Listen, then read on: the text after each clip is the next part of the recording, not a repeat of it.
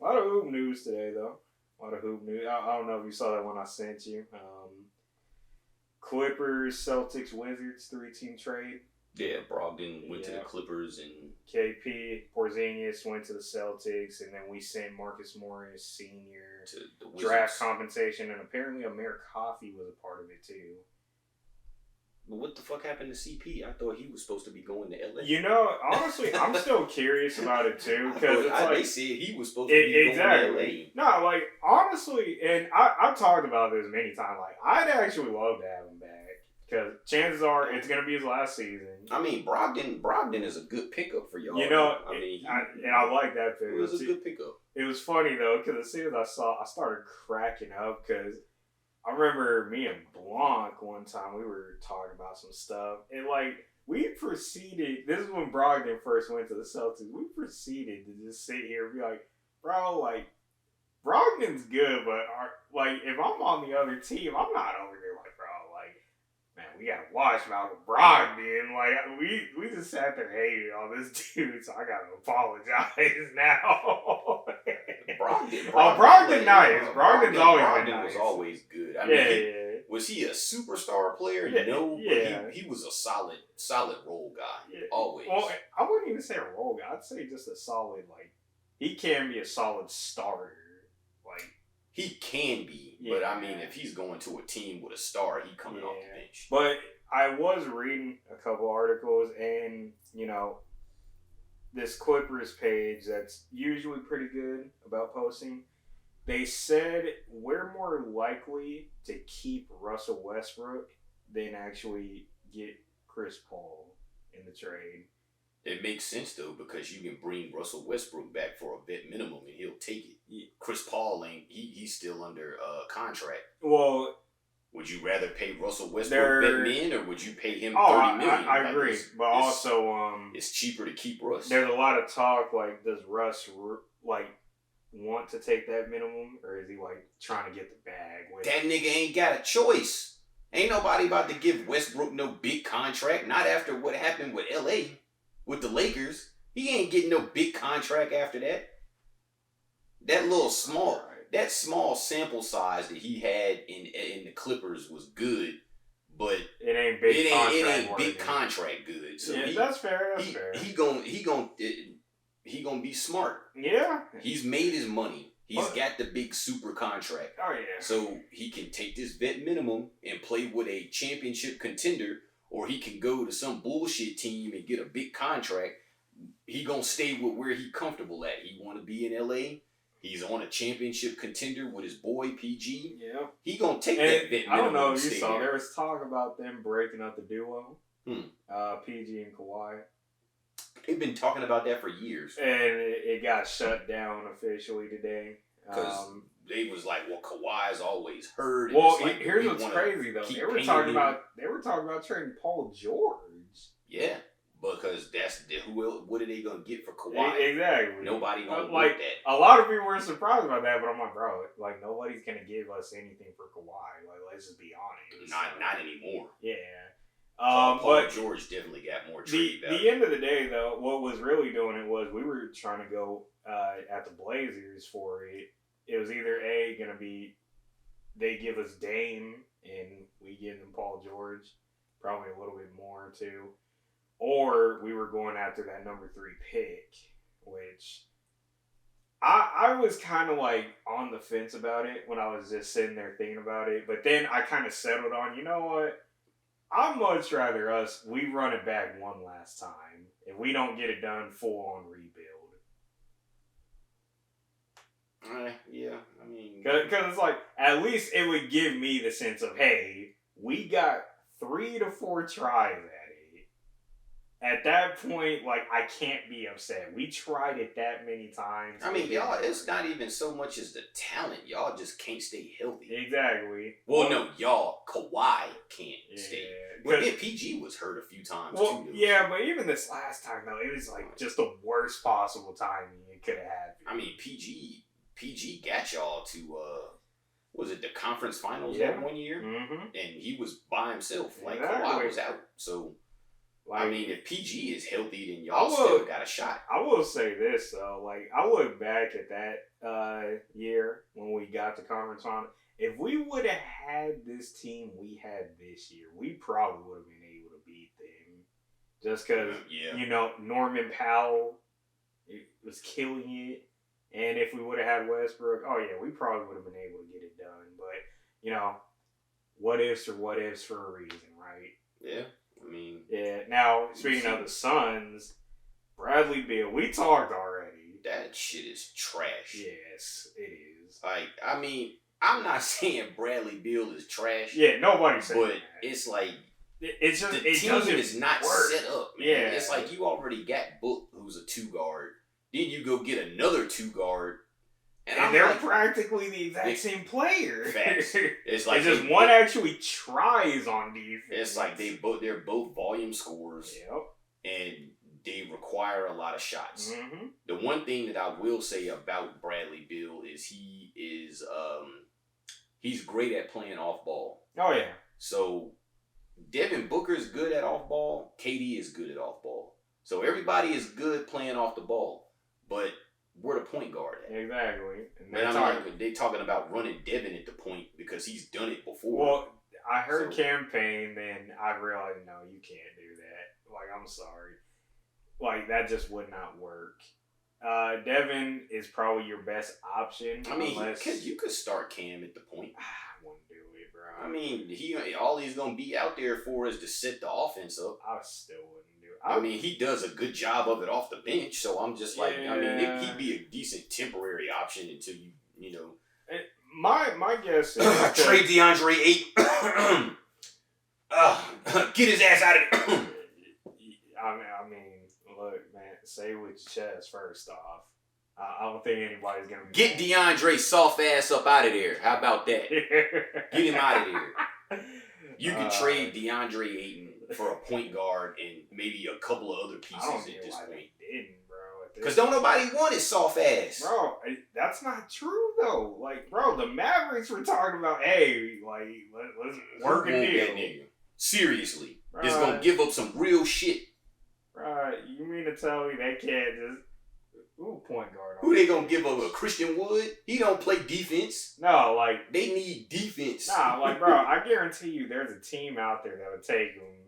Like, hey, you know what? The Indiana trade was the best one. Yes. That Miles Turner and Buddy Hield or something like that. Yep. That would have been a decent, because Miles Turner's a good defender. Exactly. And, I mean, he can space the floor a little bit, but they don't really need him for that. Exactly. So, Miles Turner, I would much rather have Miles Turner than DeAndre. Oh, I agree fully. Bro. At this point. But who knows? Maybe DeAndre will turn his shit around this season because better. Monty Williams, Monty is there. Gone, which I thought was bullshit. Apparently, though, there was a lot more to it. Like, I guess, what's his name? Like, Monty didn't like Crowder or Ayton. Apparently, Crowder been gone. Well, no, that's why I'm saying. That's why, like, he went, like, got. Did he get traded? Yeah, he was part of the. Yeah, I guess that was a big thing on why he got traded because Monty didn't like him. Well, no, Jay Crowder didn't play all season up until the trade because he put him on the bench. Yep. And Jay Crowder was like, "Well, fuck you, I don't want to come off the bench." So he's like, I want to trade, and he didn't play the whole season. And then they ended up trading him for Kevin Durant. He was part of that deal. Mm-hmm. So, and then he went to Brooklyn, and Brooklyn sent his ass straight to Milwaukee. Like, don't pass go. Do not collect $200.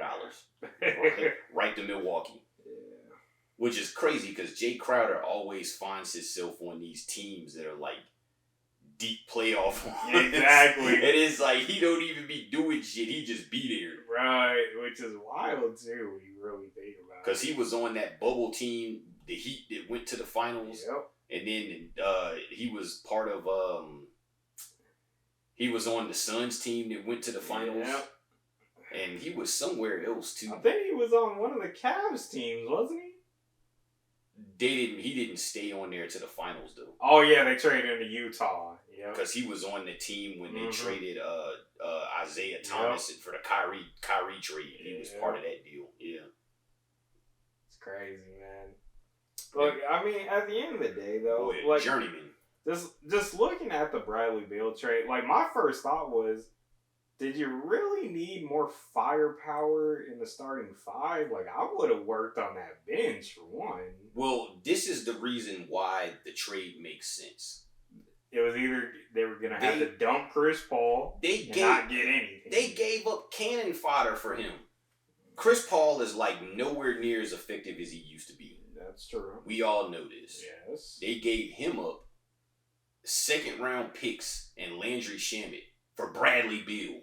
It's just like, y'all are getting a all-star, perennial all-star player for an over-the-hill Chris Paul, third, fourth string guard, and second round picks. Like, why not do it? Because you can trade Bradley Beal and actually get some better shit. Exactly. You know, so it's like, yeah, his contract is a little ridiculous, but it's just like... It's like the saying goes best, one man's trash is another man's treasure. Well, the reason why nobody wanted to trade for Brad is because of his contract. Yeah, exactly. The Wizards gave him the bag. Oh, yeah. Like, Cavs are like, oh, no, he wants to stay there. He don't want to win. Like, no, people want him. They just don't want that contract. Well, he wanted to stay at first. Yeah. That's why he put the no trade clause in his contract, because he wanted to stay in Washington because he thought they were actually going to try to build something in there. But the front office missed on all fronts. Like, they got Russell Westbrook, and it looked like that might have been decent. And then after that first season, they got to the first round and got out, and then Russell Westbrook wanted out. So they traded him to the Lakers, and they got Kuzma and I think, was it Montrezl Harrell, and I think KCP was there too. But they got a good return for Westbrook. Yeah. And it didn't really work. Which is kind of interesting too. Like, it's so crazy how some of these trades, like, you know, like I always say, like, that's why me and you, I feel, do so well talking about basketball, because we actually sit here, we pay attention to everything that's going on. Well, versus like your casual be like, man, that's a terrible trade. I'm like, bro, like I can tell you've never watched like a single game, because for what, like that Russell Westbrook trade from Washington to the Lakers, like for what the Wizards got. Bro, that was a phenomenal trade. Right. Both things at first. Kuzma came to Washington shooting fire, bro. Like, bro. Kyle Kuzma was dropping almost 30 a game. Exactly. It was just like efficiently. And you got Montrez was doing his thing. Exactly. KCP was doing his thing. And I'm like, they actually looked like they were going in the right direction. And then they traded for Kristaps Porzingis, which was it was a decent trade for them, because Spencer Dinwiddie and Bradley Beal weren't vibing. Yeah. So that wasn't working. Davis Bertans, like, he's basically Duncan Robinson, but old. Yeah. Or older. So it's like he don't do nothing but catch and shoot. So it's kind of like, and they gave him a horrendous contract. Like, he had like a 4 or 5 year, like $90 million contract or some shit. So yeah, we're going to get rid of him. Yeah. They got rid of Dinwiddie. They got Porzingis. And it's like, okay, Porzingis was a good pickup.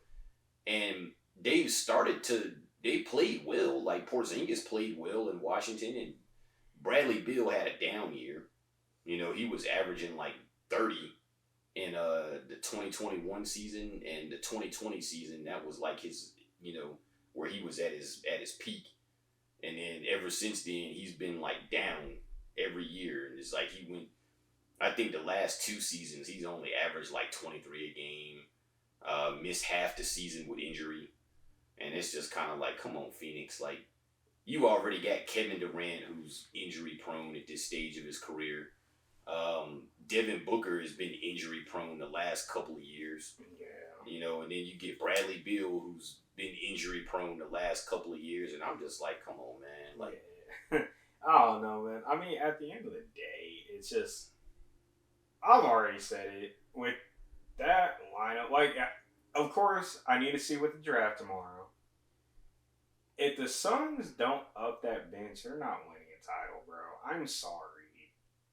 And no, I'm not saying the Clippers are going to win either, because we got to stay healthy just like everybody else, and we still can't do that. But on paper, oh yeah, you would think the Suns would win a title just with that big three. No. On paper. No, on paper, I'm looking at the whole roster. I'm still saying no. Okay.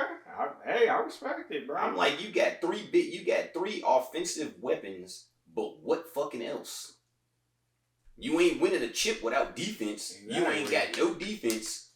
Kevin Durant plays great help defense, but he's not a good on-ball defender. Oh, yeah. And Devin Booker is not a great defender, and neither is Bradley Beal. Yep. So all you got is what, DeAndre Ayton, and he half-ass defense, soft. So I mean, what do you really have? Like, you got nothing. That's not a championship. I'll say it like this: at this point, every team should be building their team with the mindset: how can we stop Denver? That should be everybody's first focus. The only way you're going to be able to stop Denver is to stop Jokic from passing the ball. Mm-hmm. You got to force him to be a scorer. You gotta force him. You gotta isolate him defensively, and that's the only way that you're going to win. Miami figured it out.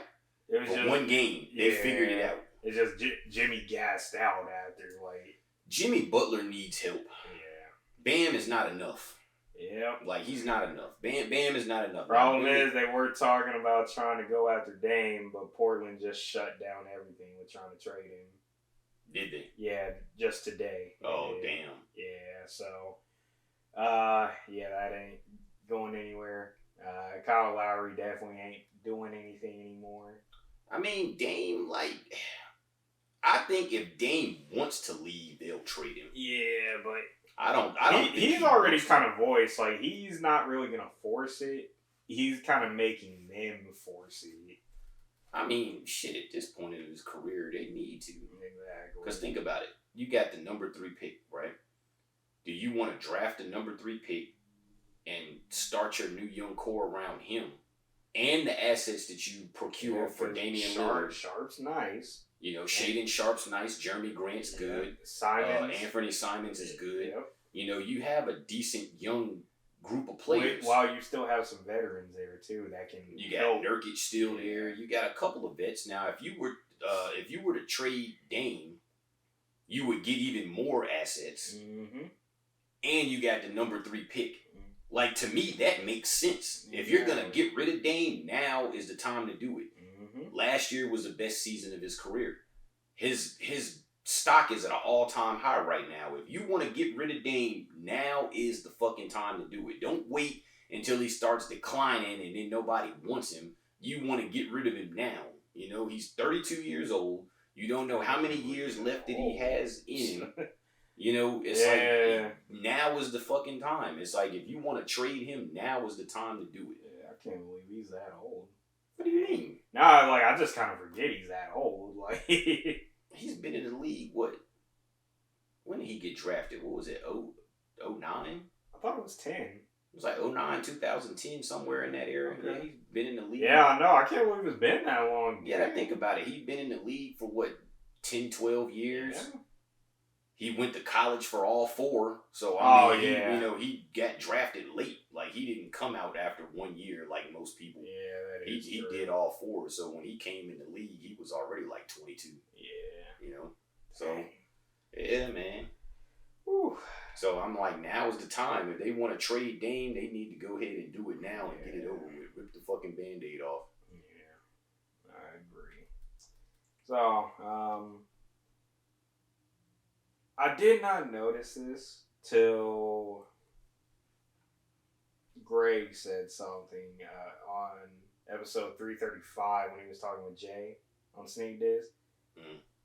Why is everybody trying to make the Adidas Samba the next, everyday sneaker all of a sudden? I don't know why that's such a new thing.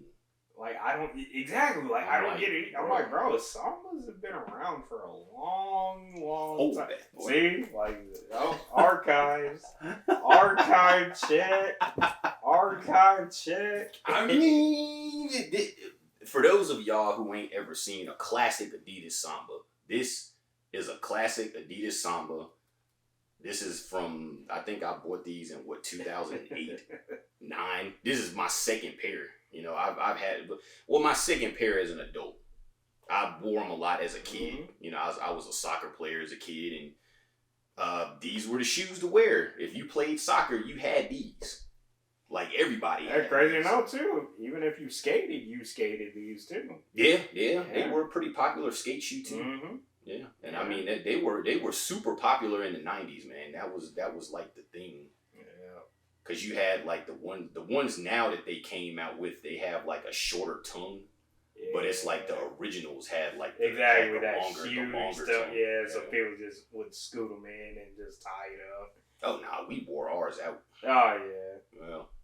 No, I mean it's just so interesting though to like see like people are trying to make that the next like everyday sneaker. And it's like, bro, like it had its time already. Well, with this whole thing now where everybody's like trying to bring back like Adidas classics now, you see a lot of people wearing Forums and the Gazelles and all of that kind of stuff. Like everyone started with Stan Smith's Farrakhan, you know, Farrakhan and Stan Smith. So, you know, that's 80s Adidas are like kind of for some reason trending right now. Yeah. No, I mean, I don't necessarily have a problem with it. I just think it's kind of funny, like that. Like, hey, a year or two ago, y'all were panda dunks. Like, when do you see anybody wearing Sambas? I ain't seen not one person. I mainly only see it on the internet so far. Like, I was about to say, I maybe only seen like at most 5 IRL. At most. I have never seen a person in Phoenix with a pair of Sambas on. Mm-hmm. I've been here for like, about 7 years now, and I haven't seen not one person with Sambas on. Oh, I mean, you know, I can honestly appreciate though, like, some are kind of trying to be a little different, but now it's just getting to more like, so because one person did it, now everybody's trying to jump on the train. What, the Sambas? Yeah. I don't know. Who did it? That's what I'm still trying to figure out. Well, I mean, I know what's his name.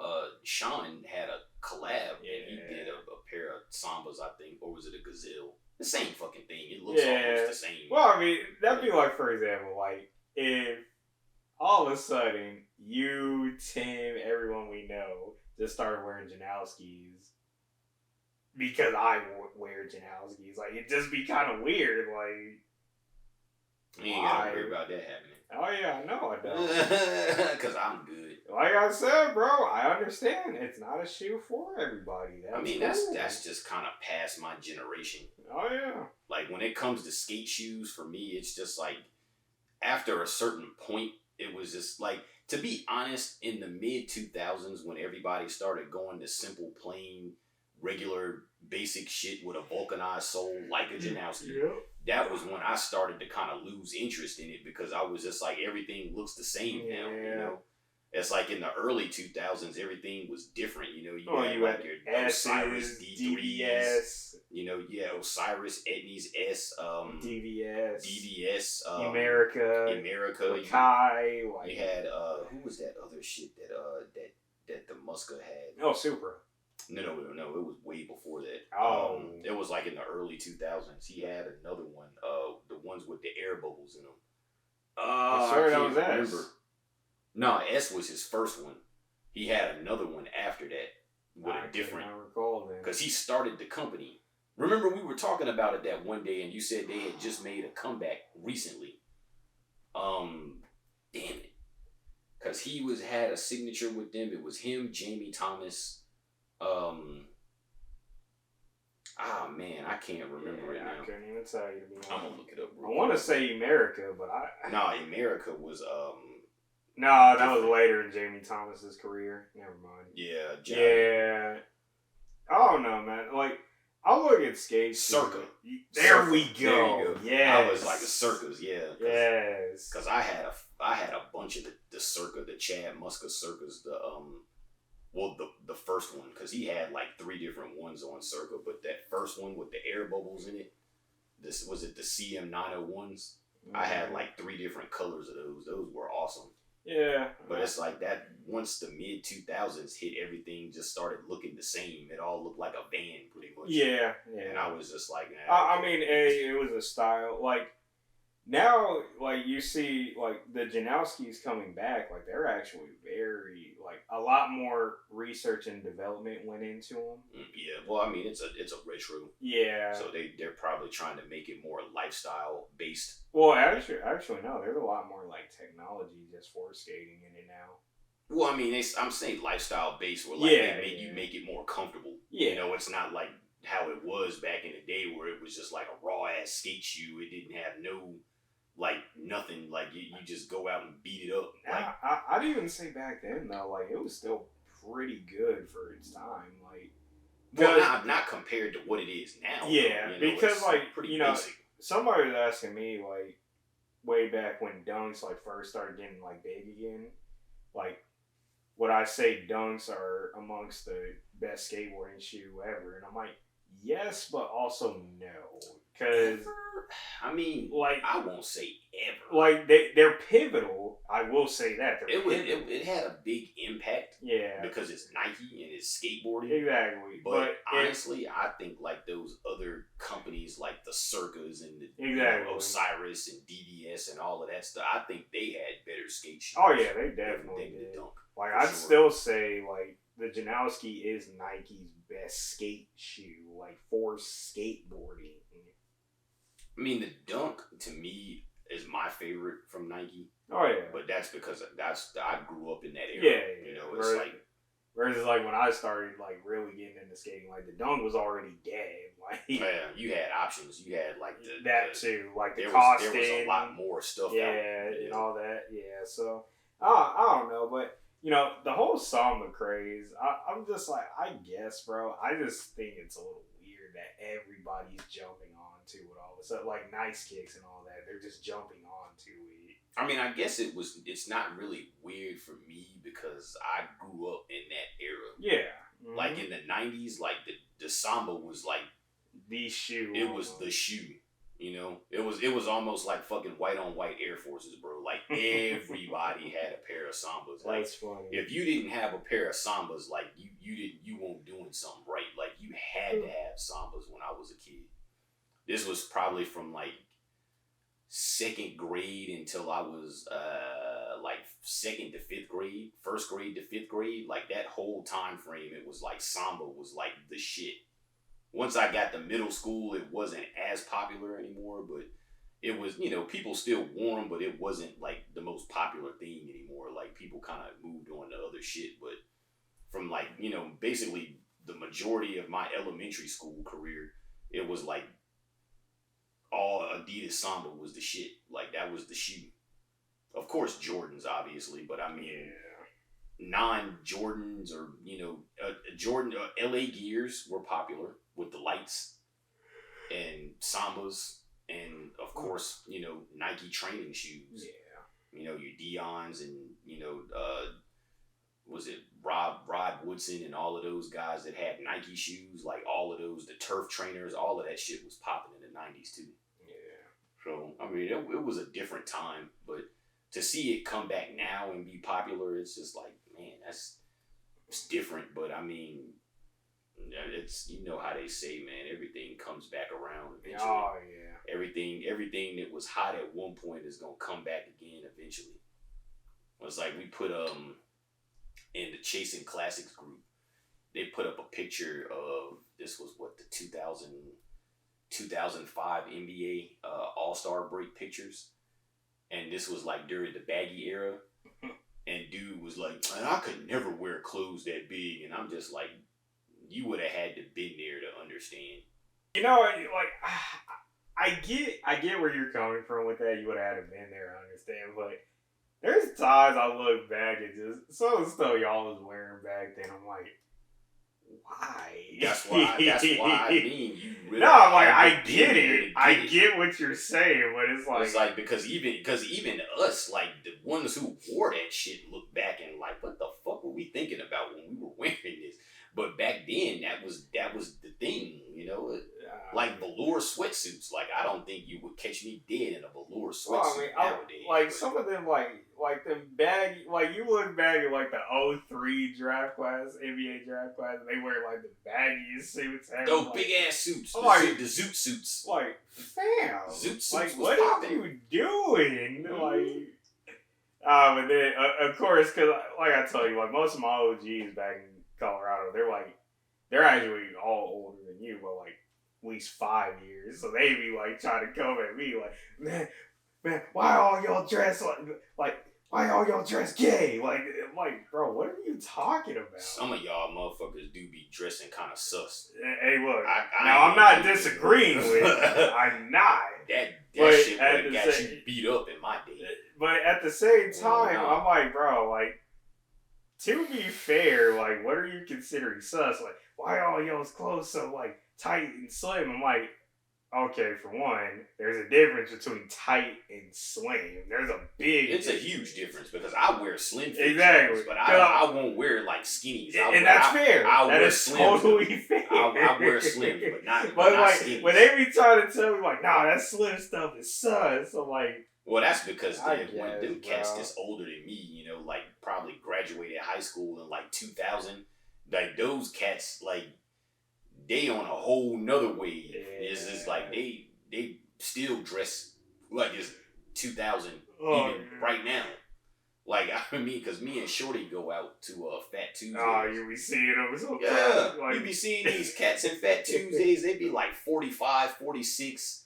Motherfuckers got on the tall, the triple XL tall tee down to their knees, swimming in the motherfucker, baggy ass jeans. I'm just like, bro, like this is not 2004, dog. Like those are that shit wasn't cool back then to me. It's like, fam, it's time to let it go. It's time to let it go. I could never get into tall tees. I'm just like, I ain't wearing no damn t-shirt. I remember when I sent that photo to the group and wear the tall tee. I'm like, fam, what are you doing?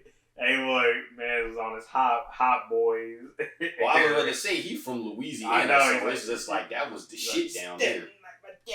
Stunting like my dad. It's like, that was the thing in the South. Oh, yeah. I mean, it was popping up and around on the East Coast, too, but it was the South is where it came from. That was where we first started seeing people do it. Was like, because, you know, in that era, the Southern rap was kind of blowing up. Oh, of course. So it was like, you see all the videos from the Southern guys, and they would all be wearing these long-ass T-shirts, and it's like, God damn, like, why your shirt so damn big? Like, motherfucker like 5'6" got a T-shirt down to his knees. Damn, I'm like, nah. Couldn't do it, man. I could not get into that. Yeah, I don't know. I will say, though, it do be interesting to see when styles come back. Because, you know, me and my mom be talking about it because she be, like, seeing stuff. Seeing Jinkos coming back is crazy. Yeah. Because Jinkos was popping when I was in, like, middle school. Oh, yeah. Like, even my mom, when, like, she be looking at videos on the internet, she be like, what? You guys are wearing these now? I'm like, wearing what?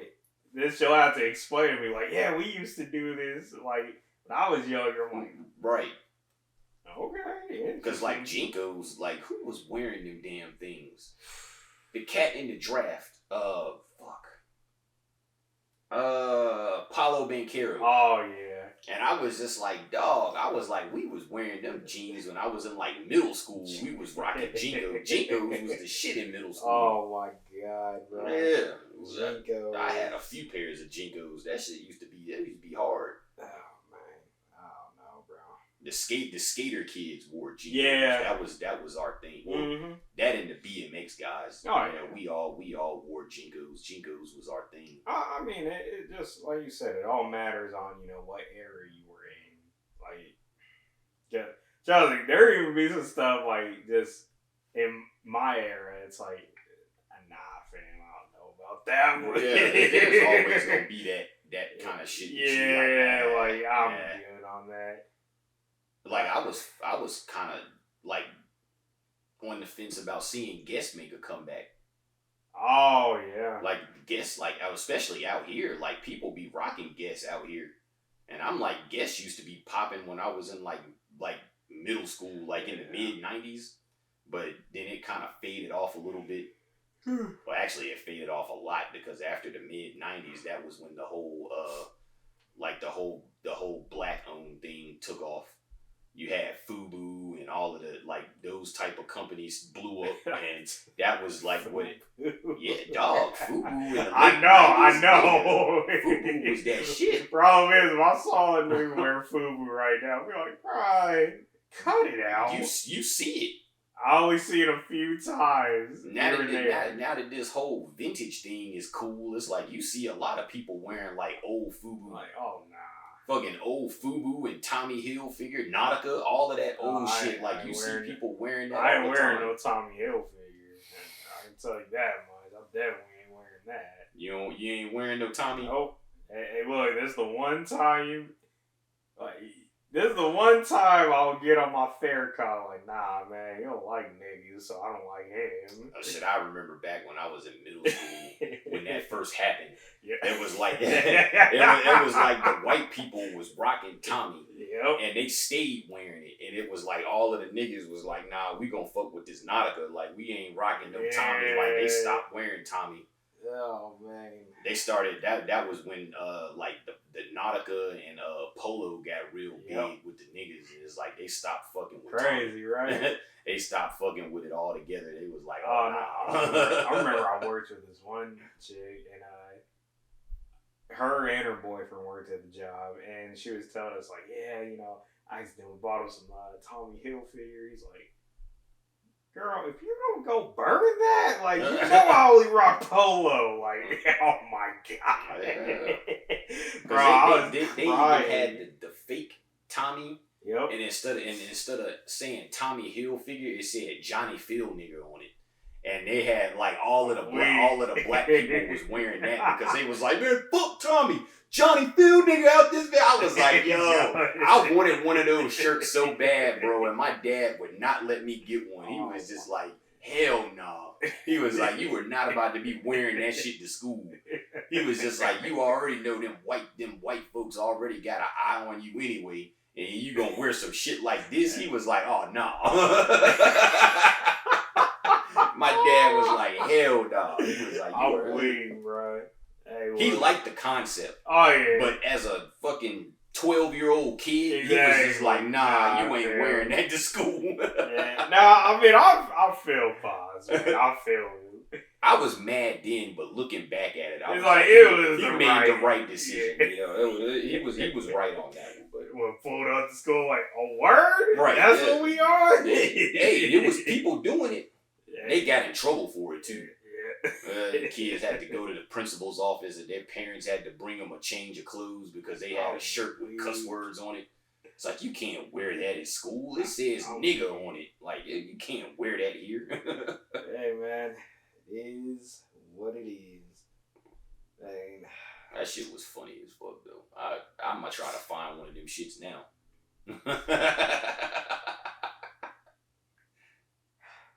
Why not? Shit.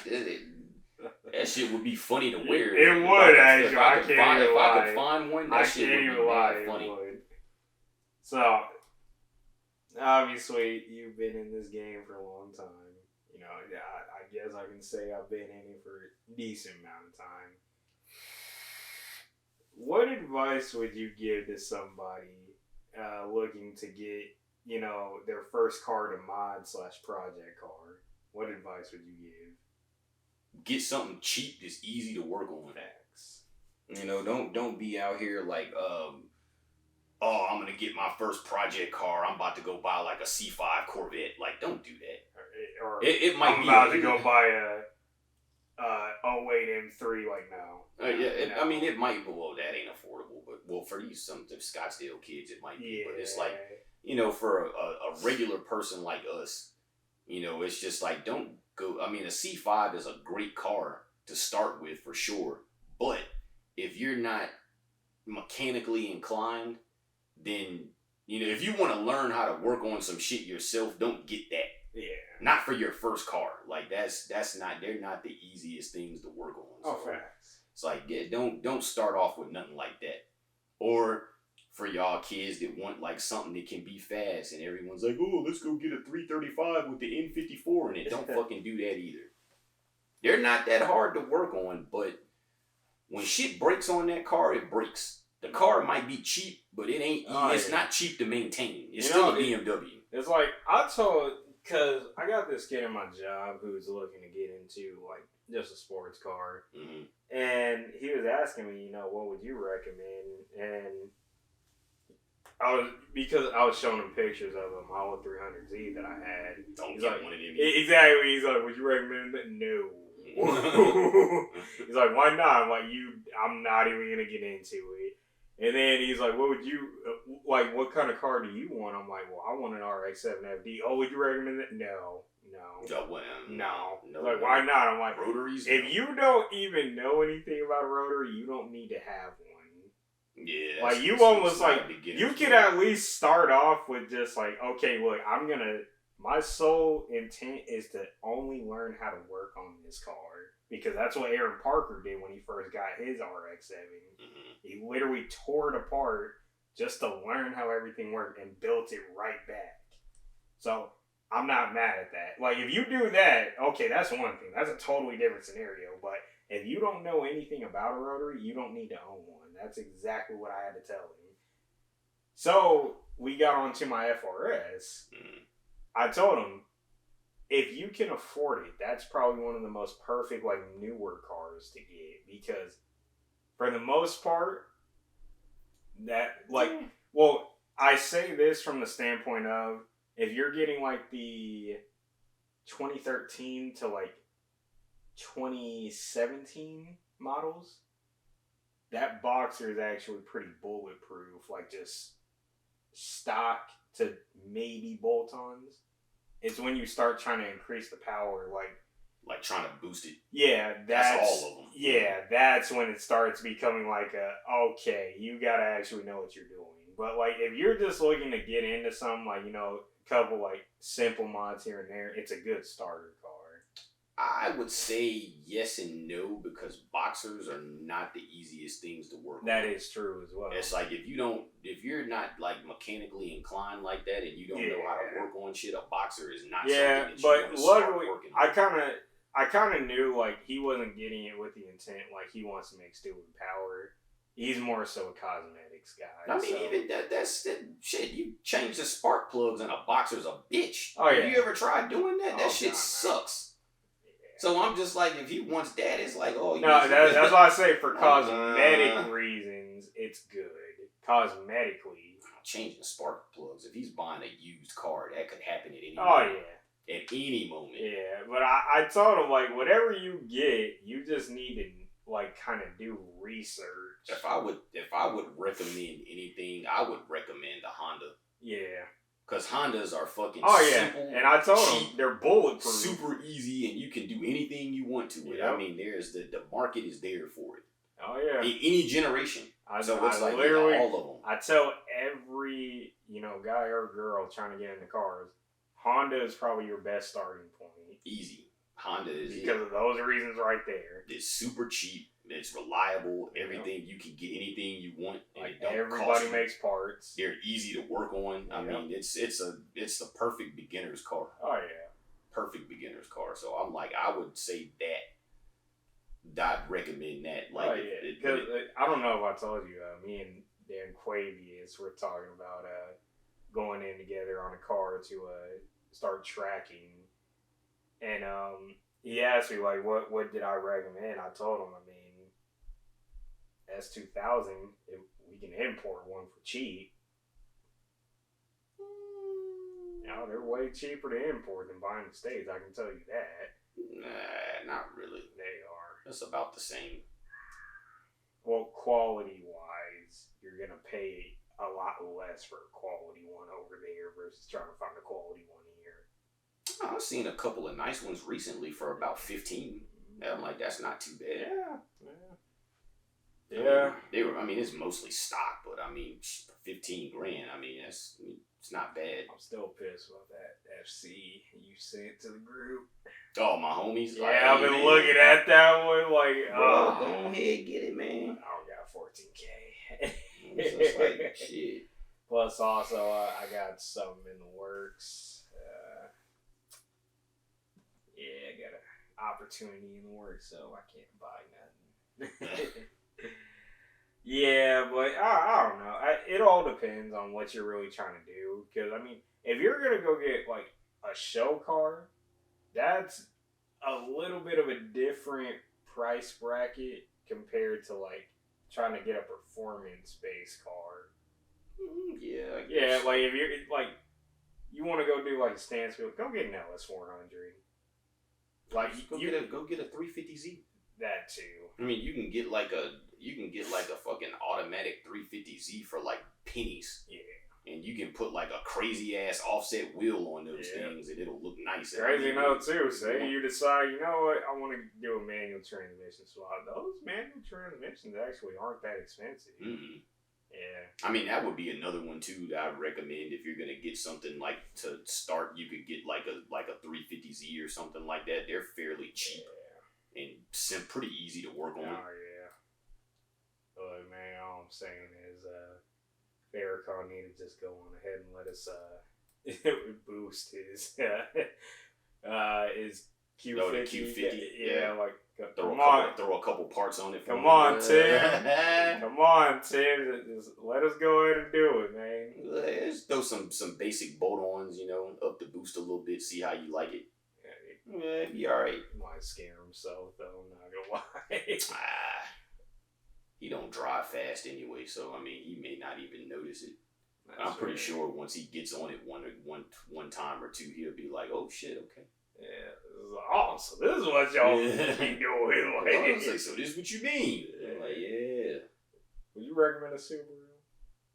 Like a WRX? Yeah. Fuck no. Okay, I had to make sure we were on the same page. No. Yeah.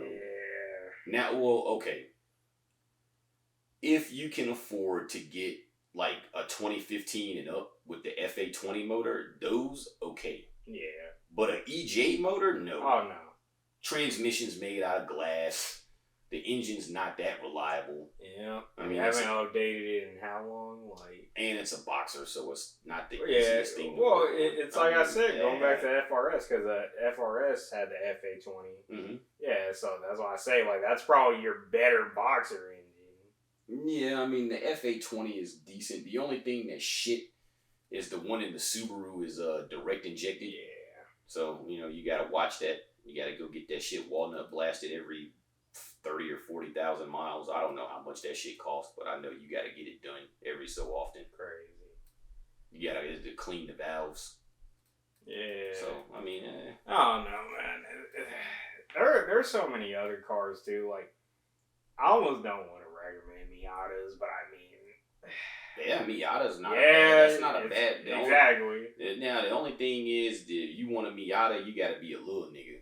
Yeah. Because I can't fit in a Miata. I can't even get in one. So see, which is so crazy, too, because you and Wes are roughly the same height, and you fit in his. I can't do it. I don't have enough leg room. It's like I got the seat as far back as it is, and I'm still sitting like this, and I'm just like, yeah, that ain't it. Honestly though, it's like if I was going to go get a car, I'd probably get one of them kind of newer-ish Miatas. Which one? Like 2018 to now year. Oh, okay. Yeah, I can fit in those. Yeah. Yeah. I actually really like those. I've driven a couple of them. They look nice. Yeah, one of my clients has one that I worked on. He Rocket Bunny did. It's one for sale. It's a club, the club model, the club sport. I know which one you're talking about. It's black. Yep, I know which one you're talking about. It's clean. It's got a wing on it, right? It's got a whole kit. Yep, I know which one you're talking about. Because I was about to hit that dude up. Like, all right, how much we talking? I think he wants like 20. He said 18. Yeah. I know it was somewhere around there, like 20, 18, 20. And I was like, that thing is nice. Exactly. It's clean. I was just like, I don't know if I would own one, but that thing is nice. Well, I like it. My client, he was talking about he might sell his because he's actually big into Lotuses because he's had a Exige and he's looking to get another Lotus. I can't recall the model. Probably an Evora. Not an Evora. It's a different one. or it's like a different type of different trim of the Exige. I mean, they only had the Elise is the Exige. The Exige is a different model of the Elise. Yes. So you have the Elise, the Exige, and then you have the Evora. Yeah, I think it's like the that. Elise. The Elise is the regular one. Yeah, without the shield on the back. I want to say it's the Elise, but I could be wrong. But he was telling me like, yeah, I might let the Miata go. I told him, you sell it, I want first dibs. It's like, what? Really? I'm like, I want to put a rotary in it. It's like, why? I'm like, because I probably won't ever be able to own an RX-7 at this point. Nah, you can get one now. They're cheap enough. Not really, bro. Cheap enough. Not really. Not the one I want. I mean, a Spirit R, no, but I mean, a regular FD or even a decent one. $40K. Yeah, I've seen a few of them down for like 30. Like in the last few days, I've seen some around 30 now. I'm like, the prices are starting to come down again. So yeah, but I don't trust. I don't trust American-owned FDs. No, they're like imported. That's why it's cheap. Where are you looking at first? You ain't gonna find no damn American-owned shit. I need to know where you looking at first off. There's a few different places. I mean, I don't look at just one spot. Like, it's a few different ones. Yeah, I'll just get with Levi. I say they're all, because I get them, they pop up in my Instagram feed all the time, and I just look through it sometimes. Yeah, I'll just get with Levi. I need to get that Spirit R anyways. I've been wanting to holler at him about that, that Evo. Yeah, I was talking. I told him I was trying to convince you to buy that GTR. He's like, yeah, it sold pretty quick. I'm like, yeah, I knew it would. What, that purple one? Yep. Yeah. I knew it would. I'm like, shit, if I had the 50 grand, I definitely would have bought it. I mean, what you mean? What, to get rid of my house? Like, oh, man, I need to have somewhere to live. The car, the GTO, maybe the Honda, maybe a few shoes, and you could have got it. Maybe it's a possibility. See, now you're over here like, dang. Nah. This nigga on to something now. I mean, I could have, I got quite a few pairs just worth like 4-digit price. Hey, boy, man. I could have got rid of and all you have to do is just get you a nice down payment and then boom, finance the rest. Yeah, I mean, I could have done that. I mean, I could have financed it as it was. I mean, I got the credit. So let me ask you, what really stopped you? I just didn't want that payment. I'm just respect that. I'm like a $50,000 fucking car loan. My payment is gonna be like probably like $600 a month. Yeah. For like 6 years. Yeah. I'm just like, nah. I respect that. $600 a month, nah. I'm good. On top of that, paying that for something that old, it's like, nah. Yeah, exactly. It's like if I'm gonna pay $50,000 for a car, it ain't gonna be nothing that's 25 or years like, older. The oldest it better be like 5 at best. If I'm spending 50 G's, I'm buying a BMW Supra. Oh, the Bupra. Yeah. If I'm gonna spend $50,000 on a car, that's what I'm gonna buy. Fair enough. I'm just like, I throw a downpipe, intercooler piping, and a couple of bolt-ons. I'm sitting at like 550 wheel, still reliable, no problems. And that little bitty ass car, 550 wheel, is straight. So I'm just like, I wouldn't even need any more than that. Yeah. Even though I would probably put like a pure 800 turbo on it. I mean, what's a goon to a goblin, bro? If you already spending this, you might as well do this. Like, so, you might as well. Hey, man, I ain't knocking it, man. And it's cheap. I mean, pure 800 turbo is only like $1,500. I mean, bro, you talking to a dude that literally wants a Spirit R RX-7 and then wants another RX-7 to do a 3-rotor swap, so... I would just 3-rotor swap. I would just get an FD and 3-rotor it if I was you. I want a Spirit R though too. So. I mean, you could always get that later, but I'm just like, I would do the 3-rotor swap car first. Of course. Honestly, I would do the 3-rotor swap in an FC. Oh yeah, it's easier. Yeah, as I was saying, Yeah, it's they already have easier. the brackets. Yeah, That's like, yeah. that's why I was looking at your boys. I'm like, got the bourbon hair rub. That be the one to do it on. That thing is mint. That shit is super mint. Cause I mean the motor that's in it, it's got like a 13B in it. It's got a B&R was a stage 2 B&R turbo. Wait, does your boy watch the podcast? I don't think so. All right. Not the guy with the car. All right. Well, look, just show him this clip. Look, my man's what's his name? Kevin. Hey, oh, that Kevin? Yeah, that Kevin. FD Kevin. Yeah, it's his car. Hey, look, buddy, it's been a long time since I seen you. I know I don't got a shot at the FD. We might have to talk about that FC though. I ain't gonna lie to you. Yeah, he ain't getting rid of that FD. I know. He ain't selling that. I trust me. I tried. I'm like, yo, let me get that up. He's like, nah. He's like, I still remember the day I ran into him at a QT when he had the FD. I was like trying to contain myself. I actually met Kevin at a meet. Oh yeah. And I was like, man, this thing is sick, bro. I like this. And we sat down and talked for a while, and I was just like, I thought about one of these things, man. And he was just like, it's a commitment, he bro. was just like, he was just like, I could tell you a few reasons why you shouldn't get one of these. And I started laughing. I was just like, is it really that bad? And he was just like, shit, how much time you got? I was like, fuck. Is that he sat there and talked to me for a full fucking hour of why not to get one.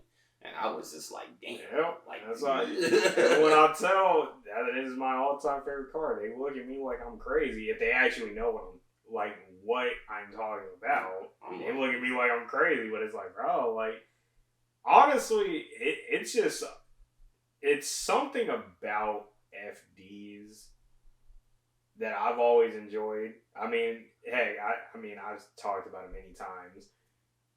Initial D being my favorite anime of all time.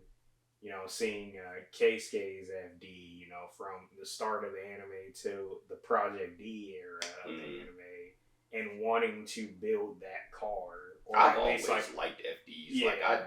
Just the look. Like, it's one of the most timeless vehicles ever made. Like, it can literally fit in any era. Yeah, perfectly for fine. sure. It's just, sadly, that engine is the problem with it. It's not so much the engine. It was for the stateside cars. It was the cooling. Yeah. Was the biggest issue. And those things run hot anyway. And the cooling, the limited cooling just made it worse. Yeah. It's like you got a car that already runs, an engine that already runs hot, and then you limit the cooling. It's like turns that motherfucker to a rolling IED.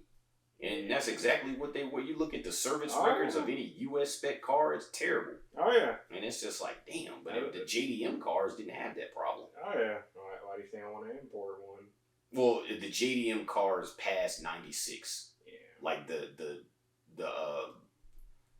I forget what the name of it when they changed the bumper with the head, the park lights were bigger on the yeah. Yeah, it's from that generation. They were better after that. So the pre, like the Type R's and all that. Yeah, like the post 96, like the 97 and ups, like they had they didn't have that problem with those cars. That's why it's like it's tough because like there were times like I could have gotten one, but then it's like nah, just wait. I should have just got one and just kept it in storage. Like, I'm always going to kick myself in the butt for it. But, you know, it is what it is. Same with me. Yep. There was a time where you could have bought, this was in, 2011? I was this close. There was a guy in Toronto. Yeah, it was a white GTR V-Spec 33. Gold BBS LMs. Full bolt-on. It had HKS 2530 turbos. Said it made about 500 wheel. And he wanted to sell it, and he was only asking, I think, like 15 or 16 grand for it. And I was just like, that's all? And he was like, yeah, man. He was just like, that's about what they go for up here in Canada. And I'm just like, dude. So they weren't legal here at the time, but there's loopholes, which I happen to know. So I'm like, you know what, I want it. So he was just like, this is like, I had my Evo at the time. Like I had literally just bought it. And I was like, I put that motherfucker back up for sale so goddamn fast. I was just like, if I could find someone to buy this car this month, I would. I told him to give me a month. I was just like, if I can find someone to buy my Evo, then I'll buy the car. And he was just like, all right, deal. And he was just like, well, I could get it into the States for you. And he was just like, well, where would you be comfortable registering it at? I got, friends in Ohio. In Ohio, they don't do state inspections. They don't have none of that shit. Yeah, so I was just like, this will be easy. So Toronto is about 7 hours away from Ohio, where my friends are. I'm about 7 hours away from Ohio. So I was like, my friends in Ohio live here. I was like, it's 7 hours from you, 7 hours from me. I was like, we could meet there. And he was just like, oh, okay, perfect. And he was just like, they don't have any type of inspections or nothing like that. I was like, nothing. And he was like, oh, this will be easy. He was like, I got all of the paperwork. It already has a Canadian title registered already. Yep. So he was like, this will be real easy. He was like, we could actually get it just registered, the title changed over to America since I already have it. And then they can't do shit. So he was just like, this will be easy. And if I would have been able to get rid of my fucking Evo that month, I would have had that shit, no question. And I mean, the Evo was still stock at the time. Like, I hadn't even started messing with it yet. Like, I had literally just got it. And I was just like, fuck. I was like, I should have waited. I was like, because I didn't see this. And I tried, man. I tried to sell it. Yeah, that's just how it goes, man. Nobody had the money to buy it. Everyone's just, oh, man, I want it, but I'm broke. I'm just like, ain't nobody expecting you to come with cash. Get a loan or something. I almost just went to the dealership like, what? I was about to. I was just like, I'm about to take this motherfucker to a dealership, be like, yo, how much can I get for this? And been like, we'll give you like 17. Done. Hurry up. It's like, what would you take? Like, would you take like 13? Yes. Yeah. I don't care. Look, I'll find the 2K later. Easy. I would. Yeah, that shit would have been gone, bro. Oh my god. Now, granted, I ended up keeping the Evo for a while, and I did love the Evo. It's kind of like, sadly, you just have things like that happen. Because when I first sold the 300Z, like, I was breaking down to a point. I'm like, you know what? Let me just. Because I was trying to get into the whole importing business, but then I learned, like, you know what, you gotta have so much capital behind you to do it that it's just not worth it. And on top of that, like, this was during the pandemic too, so So I was breaking down, I'm like, I'm just gonna go get this FD. Find one Dunkin' Imports. I'm looking at it, etc., etc. It's just too rusted. I'm like, no, I'm not gonna buy that. Like, if I'm gonna pay all this money for something, I'm like, I need it to be as clean as possible. To be honest, a lot of the shit that I see that's really good imported is like Florida. Yeah. Florida, and then there's like another spot like on the East Coast, like somewhere in like up north. Like New York-ish. I think it's in like somewhere up there, New York, Connecticut, somewhere around there. There's a place up there that has really nice ones too. And even a spot in VA, Japanese Classics, they have some stuff from time to time. Yeah, in Richmond, there used to be there was a shop there in Richmond. I forget what the damn name of it is now, but it was called like JDM something, and that was where we used to go get all of our JDM parts from. Hey, look, I'll get some, because trust me, it'd be killing me, bro. I'm always be having fun doing car stuff, like. Go ahead, get that FC, dog. Hey, look, maybe. That might be the move, man. Hey, we'll see. I'm about to say, I could hit him up, be like, hey, like I got a homie, he said, would you take 12? And he'd be like, shit, if he'll, I'll do, he might do it. He might do 12. I'm just like, he might do it just to get, just to get out from under it, just because he's like, man, he was just like, I really don't want to sell it, but he was just like, that thing deserves to be with somebody that's going to drive it. And he was just like, I just don't have time for it. He was like, I got the FD that I always got to be messing with. Look, I'm put it to you this It's way: like, if he holds it to possibly summer next year, I'll buy it. I'll find a way to buy it. It's just like he's got it chilling in storage. So we will see. Hey, yeah, but so this is actually kind of a fun one. I've been wanting to talk with you about, and it kind of spawned off that question that Tim asked. Is wrestling still popular? And it got me thinking because I'm like, it's kind of like a broad question because like yes it is, but it's like wrestling has always been very popular, but it's more niche with a now. niche community. Yeah, it's always it's always very been that way. it's very niche now. Though. Yeah, it's not as now if you mainstream. go over to like European, mainly London and like Japan, like it's big over there. It's always been. Yeah. Pro wrestling in Japan has always been dope. Yeah. It's always been big there. Yeah, but honestly though, it's interesting because when me and you talk about it, obviously you like more so grew up like seeing the start of the Attitude Era to it ending versus I kind of came in the middle of it and got to see like the ending part of it. Oh yeah, I saw the whole thing. Yeah, so it's always interesting talking with people that got to see like the start to the end of it. I mean, the WWF was actually some bullshit before the Attitude Era started. I mean, they had like all of these. They had like a nice little run. Yeah. Like in the early 90s. Mm-hmm. And then they got to a point where it was just it got stale. It was so gimmicky. Yeah. They had like these horrible gimmicks. Mm-hmm. And it just wasn't very interesting. Yeah. You had like your three big stars. The Undertaker always was big. Bret Hart was always big. Yep. Shawn Michaels was always big. Yep.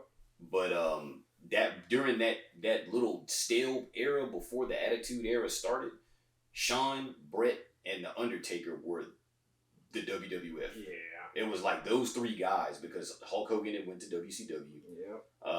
Wasn't Ric Flair in WCW too? Yeah, he went to WCW. Yeah. Like in the early 90s, you had like a big group of stars. You had Hulk, you had Rick, you had Macho Man, Ultimate Warrior. You had a lot of guys. Bret Hart was coming into his own at that point. The British Bulldog was coming into his own. And, you had a lot of stars in the early 90s, and they had some successful WrestleManias. Mm-hmm. And I think after, was it WrestleMania? I forget which one it was. But they did, it was like an outside show, and it didn't do very well. Yeah. And then, you had some classic matches in there. Had your WrestleMania 10.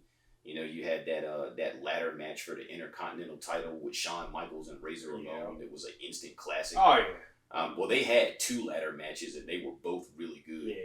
Yeah. I want to say it was the second one that was probably the best one. That was the one at WrestleMania. Yeah. And that one was dope. Like, then you had, was it WrestleMania 12 when the Iron Man match with Shawn and Bret that Shawn won? And that was Montreal Screwjob? No. It was the first time Shawn won the title. He won it from Bret also.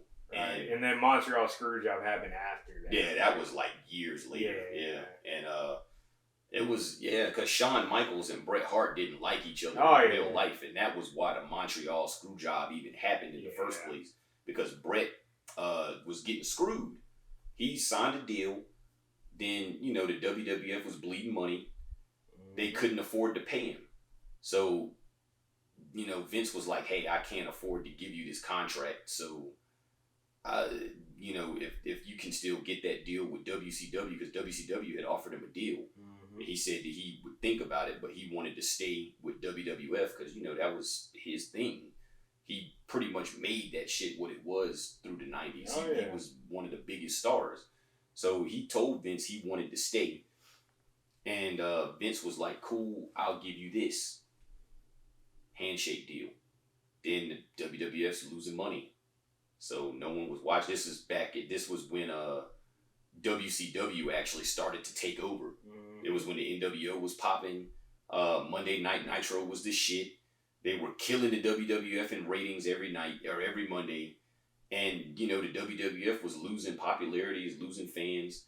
And the Montreal Screwjob was like right kind of in the beginning of the Attitude Era. What really, you know, because that was when DX was still like not really. It was just Triple H and Shawn Michaels doing dumb shit. Like they didn't have like the whole stable of DX. Yeah. You know, it was still kind of in the beginning stages.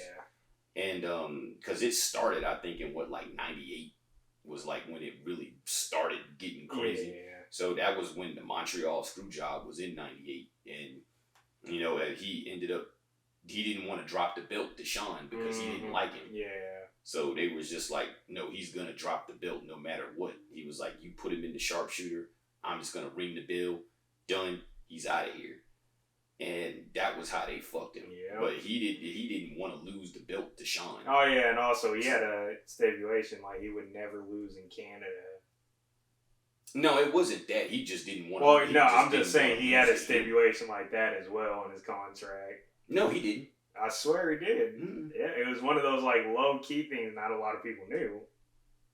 No, he didn't have that. They did like a whole expose on it. He didn't have it. Interesting. He just didn't want to lose to Shawn in Canada because he didn't fuck with Shawn, and Shawn was a dick. Like a lot of people didn't like Shawn Michaels. Like he was, you know, he was an asshole in the locker room. A lot of people didn't like him. So, you know, Brett was like, I'm not dropping the belt to that motherfucker in Canada. And Vince was like, nah, you gonna drop it whether you want to or not. Like, you're not, because that was his last match on his contract. So after that, he was going to WCW. And he didn't want him to go to see the WCW as the champion. Yeah. Because that would look bad. Well, plus also that had already happened once with Alundra Blaze. Yeah. And she fucking threw the belt in the trash. Yeah. Yep. Yeah. And it's like he didn't want to go through that again. So he was just like, I'm not going to let you leave with the belt. So he screwed him out of it. Yeah. I mean, overall, though, I'd say, like, we're talking, like, just overall, like, storyline and, like, just keeping people entertained. Oh, Attitude Era all day.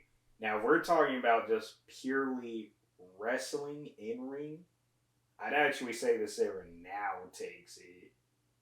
Because, yes, you had some key guys back then, but if you see what these guys are doing now, it wasn't really about the actual exactly. It was about the technical aspect of the wrestling. It was more so the storylines, the gimmicks. It was all about like the big stunts. Exactly. You know, throwing motherfuckers off cages and all of that. TLC that kind of shit. Yeah, that was what was popular. Oh yeah. And, you know, I always have to stress this to, you know, even in the brothers the Ruthless Aggression era had a lot of that shit too. Oh yeah, because so crazy enough, my cousin actually does a lot of like promoting work in wrestling now. And crazy enough, I just found out one of my second cousins is actually an indie wrestler. I just found out. Yeah, so that's kind of cool. But we be talking because he's about your age, a little older. And we be talking because he's still a pretty avid watcher, just like myself. And, you know, it's kind of cool to, like, just compare, you know, like, you know, I liked this back in the day, but, you know, I like this now, and it's vice versa. So that's kind of what I enjoy. Like, heck, even Rico, when he got back into wrestling, me and him were talking about it a bit. And, you know, it was cool to see, you know, him get back into it. I have actually started watching a little bit lately, but not WWF. Like I've been watching AEW. Yeah, and I mean it's actually not terrible. I will give WWE its credit. They are probably doing one of their best storylines they've done in quite a long time. That Bloodline storyline. Oh yeah. I've been watching a little bit of that. That's probably some of the best work they've done in quite a long time because. For one, Roman Reigns, you know, Rock's cousin. Mm-hmm. The problem everybody had with him was they were trying to push him to be a face.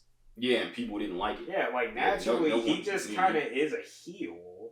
Naturally, he can do it. He was actually better as a heel. Exactly. Like, he's better now as a heel. So it's like, it's nice to see, you know, they're finally playing to his strengths. And what did it get him? One of the best storylines of this era of wrestling. I mean, I honestly like that's the little shit that they did back in the day with him and John Moxley and the other guy. Yeah, When Seth Rollins, the Shield. the Shield, Yep. yeah, that shit was actually. Oh yeah, cool. just coming in, beating up they just be niggas. rolling through, beating up motherfuckers, and they got like the fucking riot gear on and shit. I was okay, I see. Yeah, I was like, it was I saw like little stuff here and there throughout the years, but one of my favorite moments, man. Like for one, yes, obviously I learned at a young age it's all fake and scripted. But let me tell you, that whole month or two where Randy Orton was just going and kicking people in the head, bro. Oh yeah, was like peak WWE at that time. I say he was going around. He would be RKOing niggas too. Oh yeah. He'd just be fucking because he could hit it from anywhere. Exactly. So it's like he would just roll in and just do it on some, just roll out, and it's like what the fuck? One of the greatest finishing moves of all time. And you know the RKO is basically like the diamond cutter. Oh yeah, that's basically all it is. Yeah, it's just like the diamond cutter, man. Hey yo, it's me. It's me. It's DDP. It's like DDP was that guy, man. Like in the mid '90s, he had this. They tried to recruit him to join the NWO. Oh yeah, and he wouldn't do it. And it was kind of weird because you know him and Scott Hall are friends. Oh yeah, they always have. Yeah, they're boys. Yeah. Like I know you might not have known this, but you know Diamond Dallas Page actually created Razor Ramon's character. Really? Yeah. Like that whole Scott Hall, Razor Ramon thing with him, you know, being sunglasses and a toothpick and all of that shit. Diamond Dallas Page created that. That was his work. Oh yeah. So him and Scott Hall have always been friends because when Scott Hall was in the WCW back in like the late '80s, early '90s, I think his name was it the Diamond Stud, and Diamond Dallas Page was actually his manager.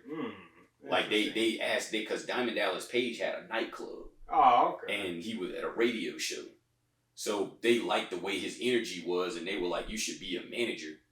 You know, a wrestling manager, like, cause you know, you could cut good promos. Oh yeah. So he came in, and he wasn't getting. He was doing it, but it just wasn't going the way that they wanted. Diamond Dallas Page kind of just gave him that extra oomph by creating that character, really.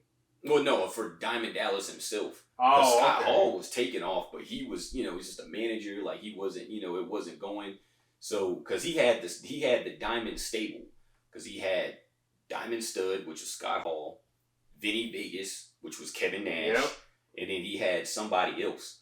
So then when, you know, Scott Hall and Kevin Nash ended up going to WWF and, you know, became Diesel and Razor Ramon. So he didn't have anyone to manage really, and it was like he just wasn't really doing anything. So he said, you know what, fuck it, I'm going to go to the Institute and I'm going to learn how to wrestle, and then I'm just going to become a wrestler. And that's what he did.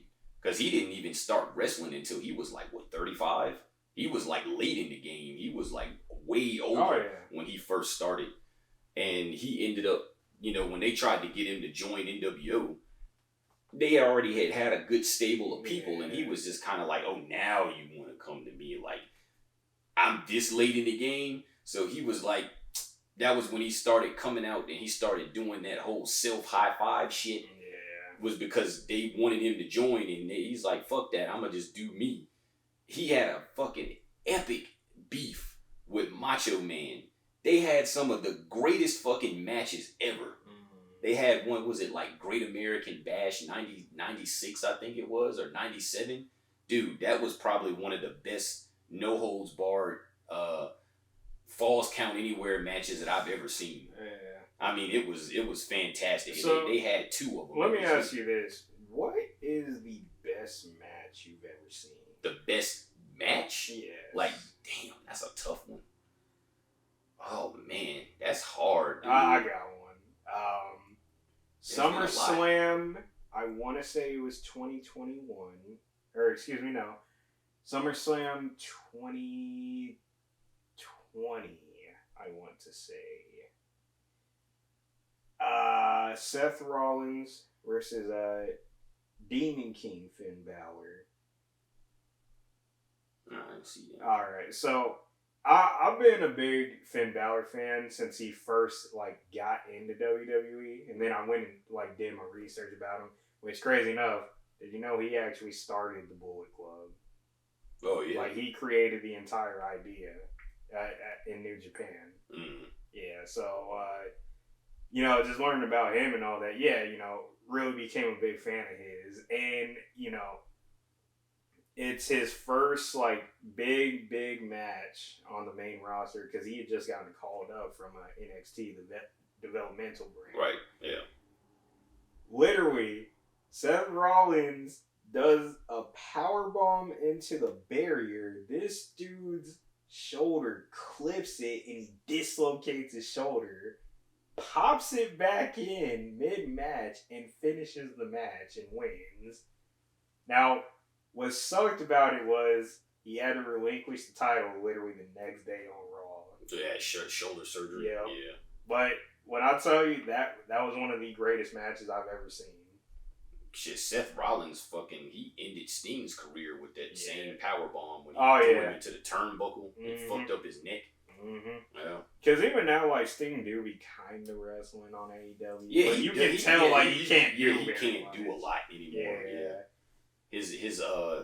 His body is at that point where it's like he can only. The problem is with Sting, like I only remember TNA Sting, like I don't remember. WCW man, Sting. No, boy, I remember. Like I wasn't old enough to really like have a good memory of it. I remember Sting when he had like Surfer Sting. Yeah, Surfer Sting. I remember Surfer Sting, and then when he turned into the Crow Sting. Then he was Wolfpack Sting. No, like TNA Sting was dope though. Like it's just he was older, so it's like he couldn't really. He was still good in TNA though. Oh yeah, he was, but you could tell he was older. Oh yeah. No, but I mean, for what he did there, like he was good.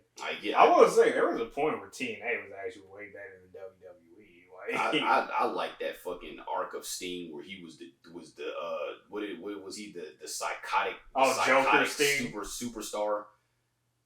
What do they call it? It was the psychotic legend or some. He had some name for himself, but he basically had his face painted kind of like the Joker. Yeah, Joker Sting. Well, no, that what we called it. Well, no, but it was like an actual name. Yeah, I can't recall, but we just called it Joker Sting. That shit was funny. Oh yeah, he was like a practical Joker and shit. Oh, yeah. He was like going with nuts. people. I thought that was kind of funny. Yeah. Because that was like the first time you really ever seen Sting do anything like that in his career. You know? Yeah, and he was actually pretty good at it. It's like when he was the Crow Sting, he was barely quiet. Yeah. I mean, when he first started the Crow Sting, really, like when he first started doing it, he didn't say anything like ever for like a year. He would just show up places and point the bat. And then the lights come on, he's gone. Yep. He would just disappear. Go to the rafters. Yeah, he didn't do nothing. Yep. But then it was like, because when he first started doing the black and white paint, he still looked kind of like the Surfer Sting, but his hair kind of grew out a little bit. But he was talking and everything, but he always had the multi like black and white, like it looked like the old Sting. And the NWO actually tried to recruit him. Yeah. And he was just kind of like, nothing's for sure. And then he just kind of walked off. And then he kind of disappeared for a while. And then when he came back, he had the crow, the full white face with the crow shit going on. And his hair was even longer. And, he stopped. He didn't say anything. Like, he would just watch from the rafters. Yeah. And then eventually he started coming down into the ring and started attacking people. And that was like the highlight of Monday Nitro, bro. If Sting was on Monday Nitro, it was like, shit. You was locked in. Hey, I'm feeling, bro. Yeah, Sting had, he captivated all of us, bro. Because all of us that knew about him and how he was before, and then to see him do this, it was like, what is this nigga about to do? Because he never wrestled. He would just come in and like just chase people. The NWO was like afraid of him. Like he would come in with the baseball bat and they would all run away and shit. But he would never like wrestle. And it was like this for like a whole year. It was just like, well, what is he gonna do? Like, is he just gonna keep doing this? And then it was like, what, Starrcade '97? He finally wrestled against Hulk Hogan. And I think he lost that match. I think he lost it because they cheated. The NWO always was cheating. Oh, of course. Is it like when Kevin Nash beat Goldberg and ended the streak? Fucking Scott Hall hit his ass with that big ass stun gun, the cattle prod. He was just hit his ass and he fucking was all like, ah, and then he power bombed his ass and it was over. And it was just like, what the fuck? I'll still look at that streak. I'm like, for one, hey, did you know that streak is kind of like not all the way? It was embellished. Exactly. It was embellished. He was like, because you know it's been broken, right? What do you mean? The streak. Like Goldberg streak. Kevin Nash broke it. Well, no. Like somebody had a different one and like surpassed it. That's a better way to put it. Oh no! I'm talking about like his streak as far as him being undefeated. Yeah. Kevin Nash was the first one to beat. Right. But so crazy enough, there's a woman right now that actually surpassed like the amount of wins. Yep. Oh yeah. You know who it is? Who? Asuka. Really? Yeah. She surpassed it in her NXT days. So what was her record? Was it because what was Goldberg's record? They said it was like 140. Was it 140 something? Yeah, because they made a big deal. They made it like he had dominated so much, and I'm like, bro, he ain't wrestled that many times. I'm just like, because his Goldberg, let's be real, Goldberg's in-ring ability was not that great. He's very limited. He was super athletic, but he didn't have any technique. The unofficial is Goldberg's streak 173-0. That's the one that they always talk about. You said 173? Yeah, Asuka's is 174. Ah, nice. But obviously we know Goldberg isn't like that actual number. Like it's a little lesser than that. Yeah, but crazy enough too, like Asuka is known as one of the most dominant women to ever like step foot in a wrestling ring, period. But also, you know, you have a couple guys too, like a couple guys and girls that are like former MMA fighters. Like, have you heard of Shinsuke Nakamura? Mm-hmm. Yeah, he's 3-0 in MMA. Oh yeah. Yeah, not a lot of people know that. I mean, you look at that. What's that other cat? Bobby Lashley. Yeah. Dave Batista's done MMA, like amateur MMA. Batista didn't. He only had like a couple of fights though. Yeah, that's what I say, amateur. But I mean, he tried. Yeah. I mean, he didn't look bad doing it. He actually looked pretty. Matt Riddle, former UFC fighter. Yeah, I was about to say he actually was doing well, but couldn't stop pissing hot for weed. Exactly. Number 4, I got Jericho on my top, so I'm like, it'd be like I really liked Rey Mysterio. Yeah. Rey Mysterio. Then I mean, I don't know if I'd put him on my honorable mentions, but Raven had a good run. Bro, Raven is so slept on, too. Raven had a good run. Like, crazy enough, too, like, people don't actually give him credit, like, how good in ring he was, too. And that character, the Raven character, like, he made that himself. Oh, yeah. That was his own work. Yep. Like, because he used to be a manager in WWF. Yep, I remember. Johnny Polo. Mm-hmm. And, I mean, he wrestled too sometimes. Yeah, because even I remember he was talking about it. There was a match, a steel cage match in TNA where this dude literally walked on top of the cage and did a hurricanrana off, like, to somebody off the top of the cage. Who, Raven? No, Raven was talking about it. This dude did it in TNA, and he's like, but the dude was talking about, like, bro, like, I gotta get more moves. He's like, bro, one of my moves is literally sitting in the corner on my entry. It's like, what are you talking about? Yeah, but Raven was slept on, bro. So that was a solid pick. I like that one. Yeah, Raven, man. Raven, I'll have to give it to Raven. Okay. Number 5. Yeah, I like it. No, that's a solid list, bro. I can't even knock that. I mean, I could probably do like a top 30. Oh, yeah, like, easily. So many, dude. Well, we'll have to say that. We'll do it, yeah. But I'm just like, I watched wrestling. Because that was just off the top of my head that I could think of. So if you really told me to sit down. That was off the top of my head. I'm just like, if I had to really sit down and think about it, I'm like, I left off so many. Triple H. Mm-hmm. You know, he was. Well, a big Triple H, like I like him more in his role now versus him like ever being a wrestler because it's like man, when he was in DX, he was. Oh yeah, great, but it's like I just like what he's doing now because since he's kind of taken more like that I'm running things role, WWE has kind of gotten better. Well, yeah, because he's been it. Exactly. He knows what it takes. Hey, so Survivor Series, how it's typically Raw versus SmackDown.